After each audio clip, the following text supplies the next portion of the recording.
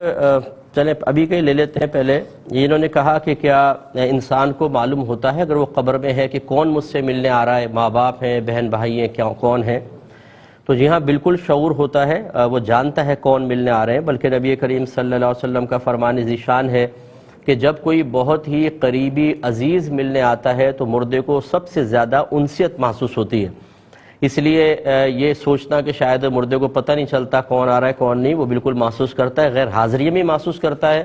اور جو حاضر ہوتے ہیں ان میں جو جتنا قریبی ہوگا جتنا پیار کرنے والا ہوگا اس سے اتنی ہی زیادہ اس کو انسیت حاصل ہوگی.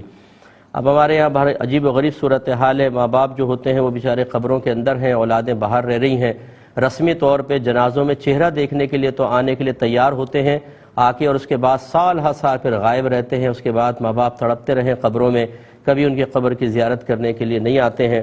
یہ ہمیشہ یاد رکھیے کہ جیسا انسان کرے گا مکافات عمل ہوتا ہے. پھر اپنی اولاد بھی پھر ایسے ہی کرے گی، قبر میں دفنا کر بھول جائے گی اور انسان قبر میں تڑپتا رہے گا.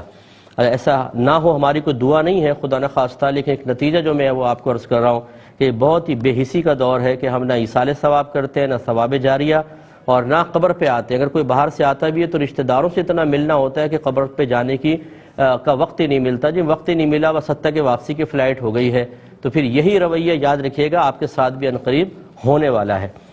ایک یہ کہتے ہیں کہ قبر میں بعض اوقات چونٹے گھستے ہیں، آتے جاتے نظر آتے ہیں، تو کیا ان کو مار سکتے ہیں؟ اس کے بعد جواب دیتے ہیں ایک مختصر سے بریک کے بعد. بسم اللہ الرحمن الرحیم. ایک یہ کویسچن تھا کہ قبر میں بعض اوقات چونٹیاں یا چونٹے جاتے آتے نظر آتے ہیں تو کیا ان کو مارنا جائز ہے؟